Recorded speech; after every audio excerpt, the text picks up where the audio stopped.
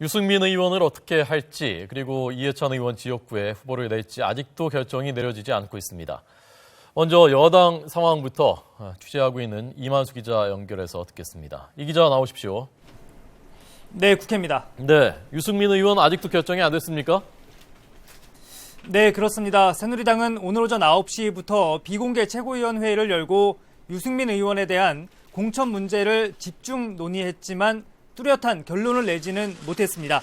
김태호 최고위원은 회의 도중에 기자들과 만나서 유승민 의원에 대한 판단은 정무적인 판단이 필요하다면서 통일된 의견이 나오기는 어려울 것 같다고 밝히기도 했습니다.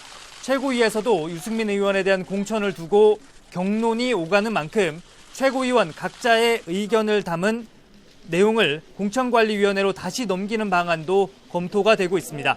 이와 관련해 이한구 공천관리위원장은 유승민 의원에 대한 공천은 파장이 클 수도 있기 때문에 정치적인 고려를 많이 해야 한다면서 오늘 중 결론이 나지 않을 수도 있다고 밝히기도 했습니다.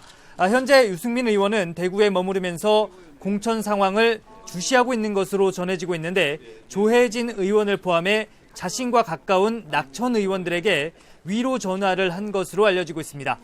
반면 새누리당 최고위원회의는 공천에서 탈락한 대구 수성을 3선의 주호영 의원에 대해서는 재심사를 의결해 공천관리위원회에 제의를 요구했습니다. 당 최고의결기구인 최고위원회의에서 사실상 만장일치로 재심사 요구에 공감대를 표한 것으로 알려져 이르면 오늘 오후에 있을 공천위에서 주호영 의원이 구제될 가능성도 거론되고 있어서 재심 결과가 주목됩니다. 이와 관련해서 김태호 최고위원 역시 기자들과 만나서 최고위의 제의 요구가 의의가 있다고 본다면 충분히 정무적인 차원의 판단이 가능할 것으로 본다고 설명하기도 했습니다. 새누리당 최고위는 하지만 아직 친이계 좌장인 5선의 이재호 의원과 취중 막말 논란에 휩싸여 공천 배제가 결정된 윤상현 의원 등에 대한 공천 결과는 의결하지 않은 것으로 전해지고 있습니다.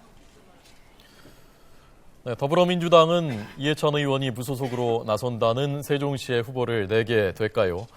오늘 전략공천 후보 추가 발표가 있다고 합니다. 다시 이 기자에게 듣겠습니다. 오늘 곧 발표가 있다면서요?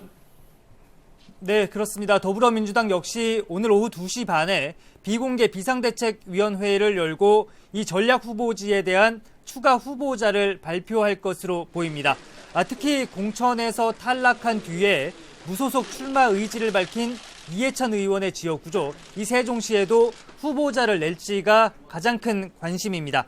당 내에서도 세종시에 후보를 내야 한다는 입장과 좀 더 면밀한 검토가 필요하다는 주장이 팽팽히 맞서고 있어서 후보 발표 여부가 주목됩니다.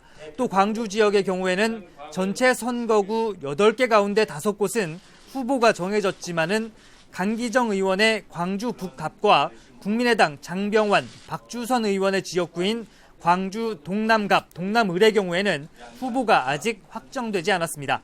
더민주는 오늘 밤 11시에는 추미애 의원의 서울 광진을과 이석현 의원의 경기 동안갑 등 9개 지역에 대한 2차 경선 결과를 발표합니다. 이와 함께 더불어민주당 공천재심위원회는 공천에서 탈락한 3선의 전병헌, 초선의 부자현 의원에 대한 재심 신청을 기각해서 이들 두 의원에 대한 공천 탈락이 최종 확정됐습니다. 이런 가운데 더민주에서 공천 고배를 마신 정호준 의원이 오늘 오전 기자회견을 열고 국민의당에 입당을 했습니다. 이렇게 되면서 국민의당은 교섭단체를 구성하게 됐지만 공천에서 탈락한 임내현 의원이 사실상 탈당 의사를 밝히고 있다는 점이 변수입니다. 여기에 야권연대를 강조하면서 지도부를 정면 비판했던 김한길 의원이 자신의 거취를 밝힐지도 관심입니다. 지금까지 국회에서 YTN 이만수입니다.